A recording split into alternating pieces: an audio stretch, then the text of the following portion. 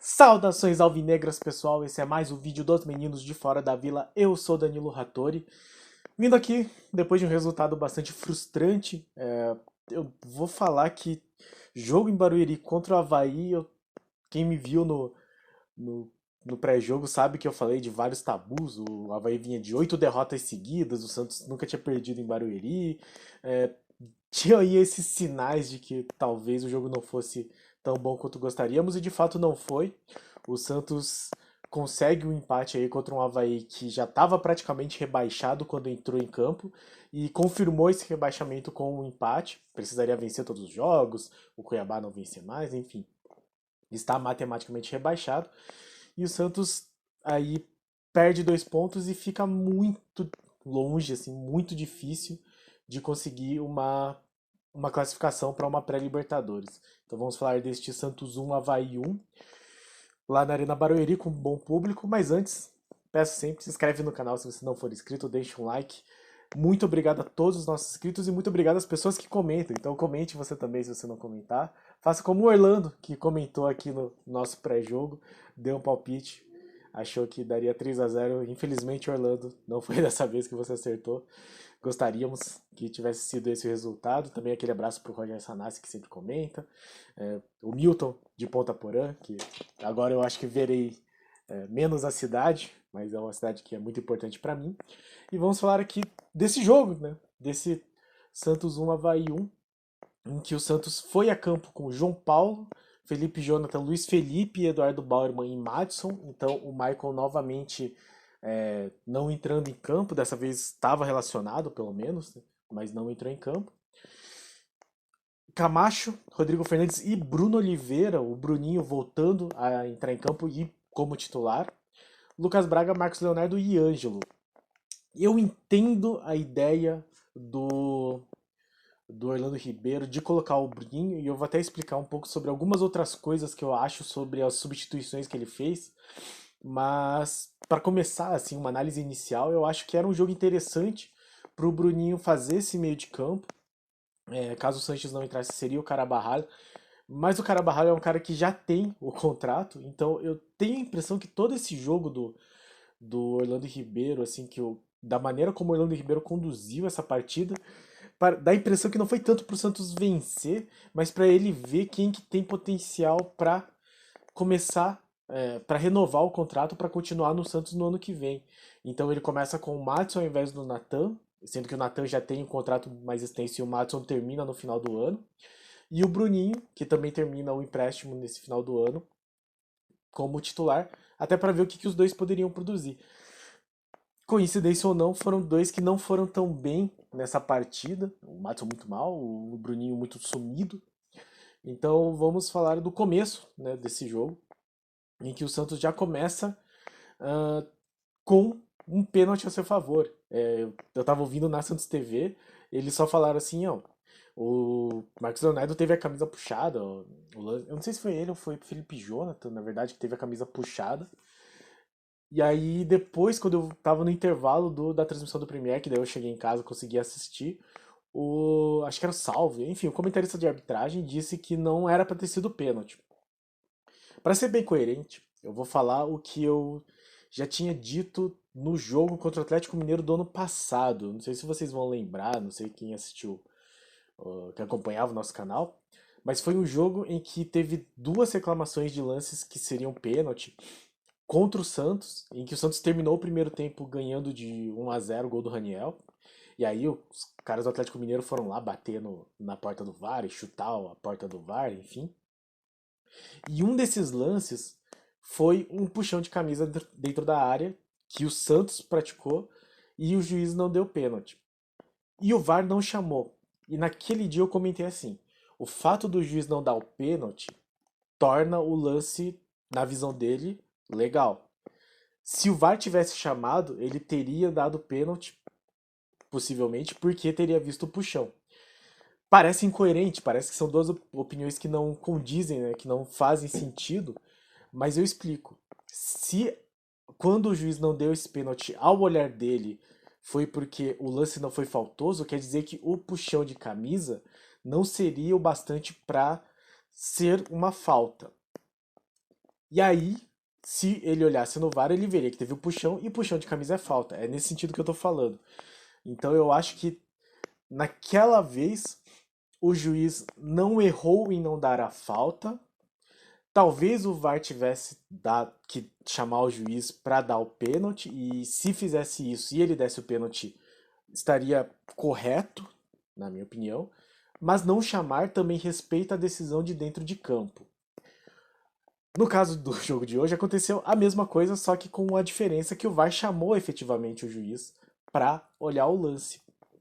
E aí, como eu disse, se o lance tivesse continuado e o VAR não tivesse sido chamado, talvez eu estivesse aqui reclamando, porque porque seria como o lance do Camacho, né? Que o lance não foi chamado. Mas eu teria que falar que se o juiz viu que não interferiu na jogada, ou o puxão não foi faltoso, faz sentido que o VAR não tivesse sido chamado. Não, o VAR não tivesse chamado. Como o VAR chamou e ele foi até o VAR e viu que teve o puxão, ele tinha que dar o pênalti, que é o que eu achava do lance contra o Atlético. Se ele tivesse sido chamado naquele jogo contra o Atlético e ele tivesse olhado no VAR e tivesse visto o puxão, ele daria o pênalti porque o puxão acaba se tornando uma falta flagrante. Tudo isso só para dizer que eu acho que esse lance no meio de campo não seria dado falta porque não teria o VAR. Então, se ele não tivesse dado falta dentro da área, dentro do que ele considerava coerente, estaria ok. É diferente daquele lance do Camacho, por exemplo, em que o VAR tinha que ter chamado. Assim. Aquele lá teve um contato que talvez ele não tivesse conseguido ver, mas o VAR teria conseguido ver. E o VAR viu e não chamou, que é isso que me incomoda. Então, em suma, o VAR achou que deveria chamar. Dessa vez ele não confiou na decisão do juiz de dentro de campo, porque teve o puxão. E aí, se teve o puxão e ele viu, faz sentido que ele dê pênalti. É só pra falar assim que é, não é absurdo que esse pênalti tenha sido dado, porque o VAR chamou. Dito isso, foi, foi marcado o pênalti, ok. O Marcos Leonardo bateu, o Vladimir quase pegou, achei que o Vladimir ia acabar pegando ainda esse pênalti, mas não teve defesa, 1-0.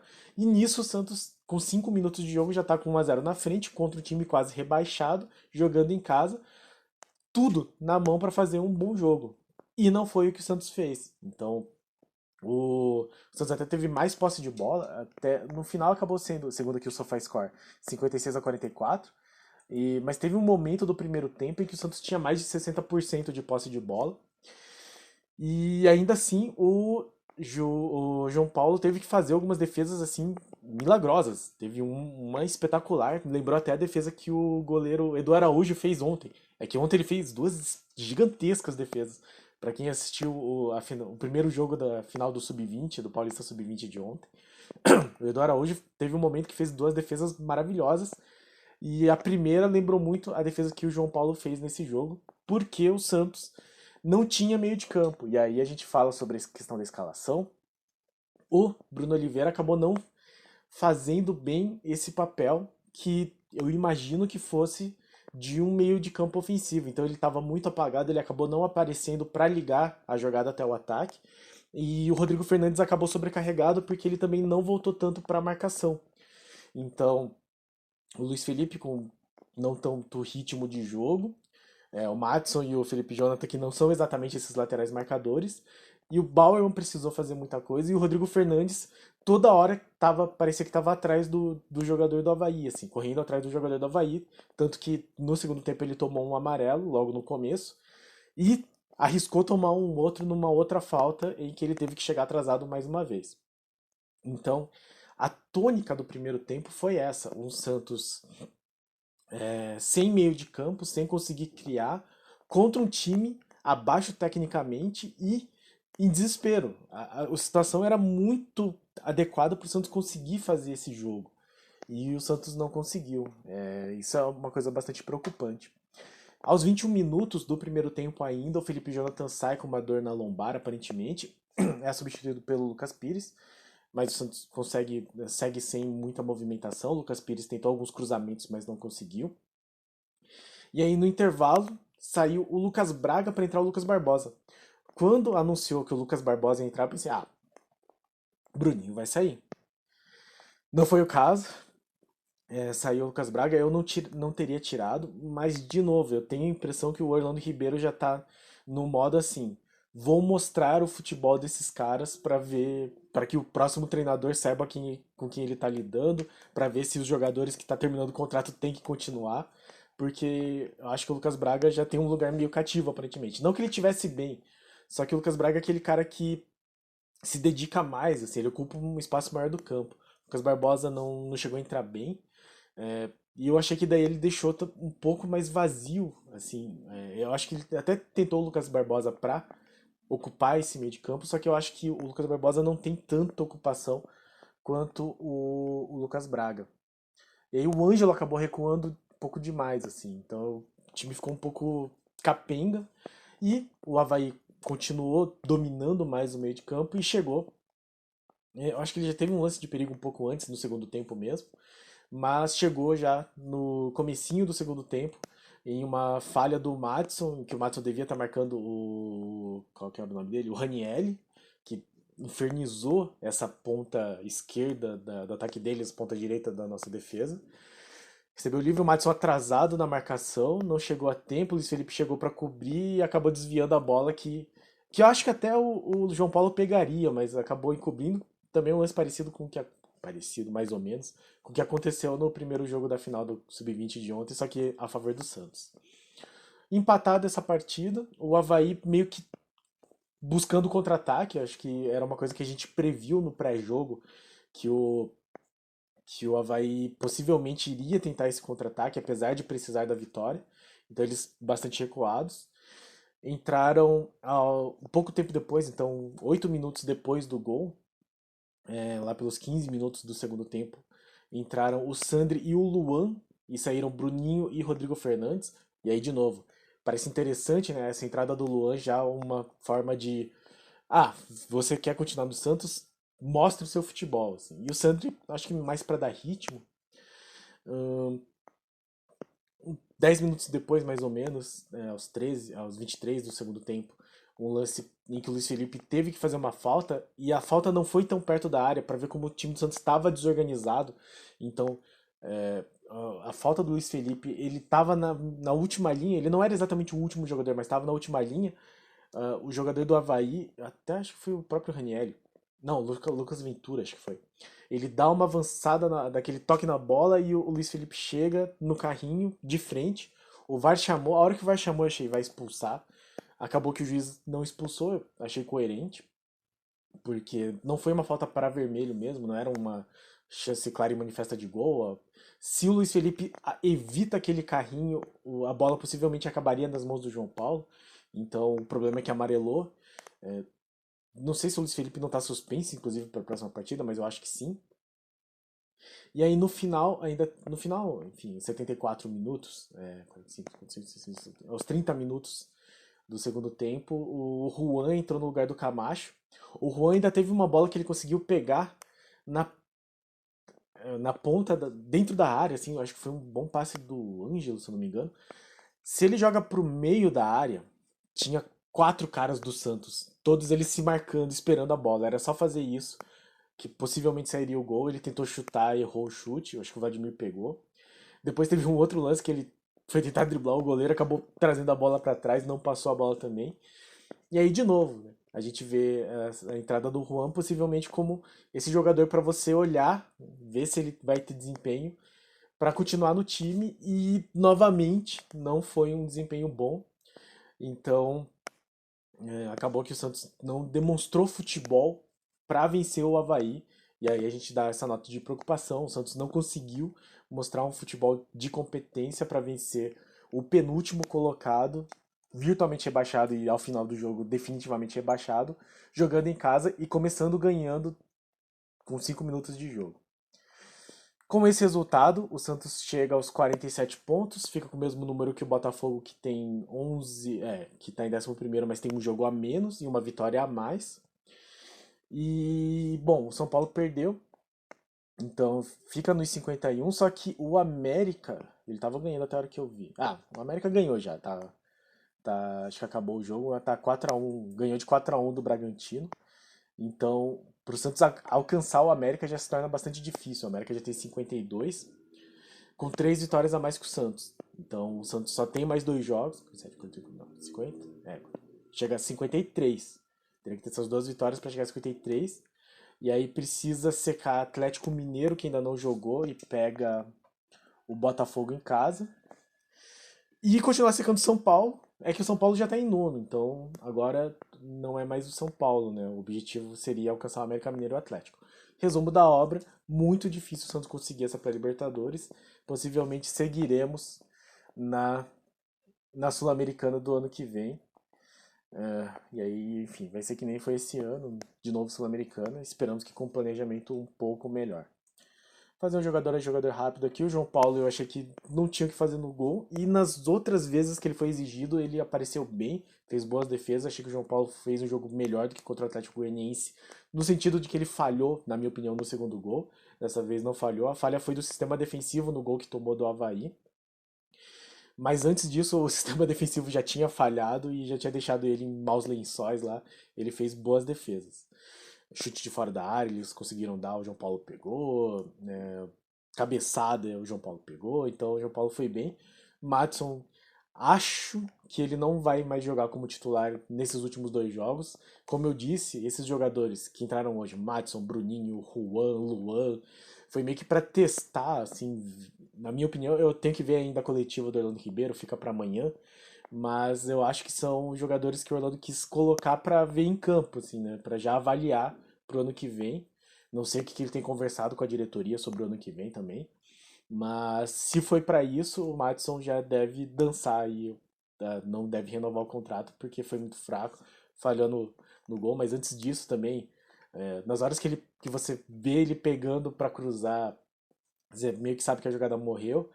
E teve uma bola perigosa dele no começo, no final no foi no primeiro tempo ainda, no final do primeiro tempo, em que ele fez sim aquela jogada clássica dele de subir no escanteio na primeira trave, foi como ele marcou o gol contra o Coritiba. A bola passou muito perto, então se aquela bola entra, talvez a renovação dele estivesse garantida. Não entrou, eu acho que ele não vai renovar. Bauerman foi bem, eu acho que ele teve que correr pelo Luiz Felipe e pelas volantes e pelo Maddison, então não dá pra culpar ele pelo gol tomado. O Luiz Felipe estava atrasado no lance do gol, então acabou desviando nele e ele acabou mais atrapalhando que ajudando. Pra quem joga bola e já jogou no gol, a gente costuma falar assim, se você for marcar um chute, é melhor abrir do que desviar. Assim, se for do que desviar e não tirar totalmente, assim. Ou você tira totalmente da direção do gol, ou você deixa pro goleiro ver onde que a bola tá indo. Porque a bola desviada é a pior bola pro goleiro. Acabou que desviou no Luiz Felipe e entrou, enfim. Do Felipe Jonathan também eu achei que apareceu muito pouco. O Lucas Pires acabou não sendo muito melhor, mas pelo menos tentou um ou outro cruzamento, assim. O Felipe Jonathan teve um momento no comecinho da partida que eu pensei, o Felipe Jonathan tá ajudando na marcação aqui. Mas aí ele jogou só 21 minutos, então nem dá pra dizer assim que ele apareceu ou não apareceu. O Camacho absolutamente sumido. Consegui entender a saída dele, apesar de que ele saiu para entrar o Juan. Quando ele fez isso, eu achei pronto, perdemos o meio de campo. Tá? Acabou que foi que o Ângelo voltou e deu uma movimentação. Rodrigo Fernandes tomou amarelo, ele acabou tendo que correr por todo mundo para ajudar essa defesa. Então é um jogador que eu espero que continue para o ano que vem. Jogador importante. Bruninho é uma pena, eu até falei num dos grupos de WhatsApp lá que era um bom jogo para ele entrar como titular, porque ele poderia eventualmente, né, numa situação mais confortável, mostrar o futebol que ele teve lampejos quando ele entrou em campo.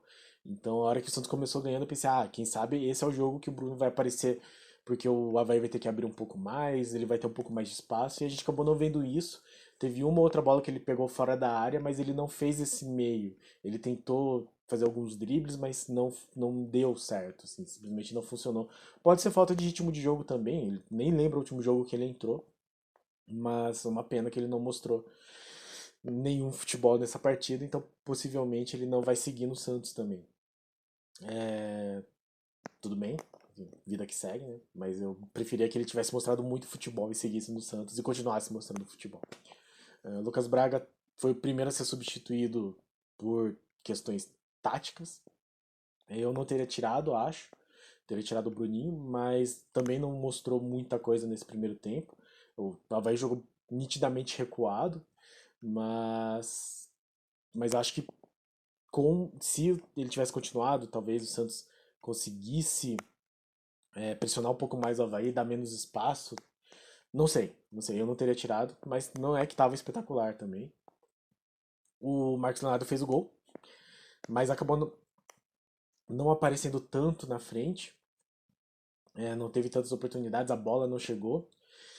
E o Ângelo, que pra mim foi o melhor, ele conseguiu alguns passes muito bons, algumas jogadas interessantes que o ataque acabou não produzindo. Eu acho que ele acabou tendo esses lances quando ele voltou pra meia, que daí o Juan avançou e as bolas chegavam no Juan e acabava não virando nada, uma pena também. O Luan entrou, acho que ele acertou um passe e tomou uma falta perigosa, mas também não virou nada. Não deve continuar no Santos. Eu até já vi rumores aí que ele tá confirmado que não continua no Santos, não vai fazer falta quase nenhuma, né? Porque ele fez um gol importante. Sandri entrou muito mais para ajudar na marcação, acabou não aparecendo no ataque, não conseguiu fazer aquela bola esticada. Lucas Barbosa, que foi o primeiro a entrar por questões táticas, achei que não apareceu bem. E o Lucas Barbosa ele tem isso, assim, como ele consegue marcar gols nos fins de jogo, ele acaba se tornando esse, talvez um talismã, mas esse jogador de presença iluminada, mas ele não tem mostrado bons jogos, né? Ele marcou o gol do Atlético Goianiense, mas ele entrou muito no finalzinho. Então, não sei também qual que é o futuro do Lucas Barbosa no time.